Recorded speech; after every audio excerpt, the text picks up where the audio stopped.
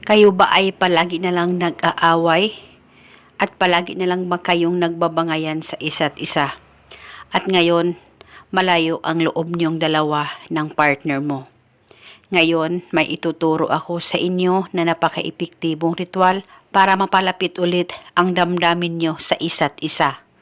Kaya ngayon, itong ritual na ibabahagi ko ay dapat buo ang loob at tiwala mo sa mga ganitong pamamaraan. Pwede mo ito gawin sa kahit na anong araw o oras na gusto mo. Ang gagawin mo lamang ay kumuha ka ng pula o puti na kandila. Maliit na kandila ay pwedeng gamitin. At pagkatapos kumuha ka ng pula na pantali, pula na thread o pula na ribbon ay pwedeng gamitin.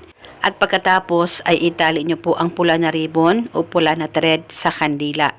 At kumuha ka ng lighter o pusporo at sindihan mo lamang ang kandila. At habang ikaw ay nakatitig sa kandila, ay dahan-dahan mong bigkasin ang iyong hiling at dasal na sana ay kayong dalawa ay magkalapit ulit sa isa't isa at hindi ka mawala-wala sa isipan niya. At kahit anong gusto mong hilingin ay pwedeng-pwede sa ritual na ito. At pagkatapos mong bigkasin ang iyong hiling, ay sambitin mo ang kanyang pangalan at apelido ng 7 beses. Ay pwede mo nang ihipa ng kandila at kung hindi ito naubos ay itago mo ito. At paniguradong manumbalik ang sweetness ninyong dalawa ng partner mo.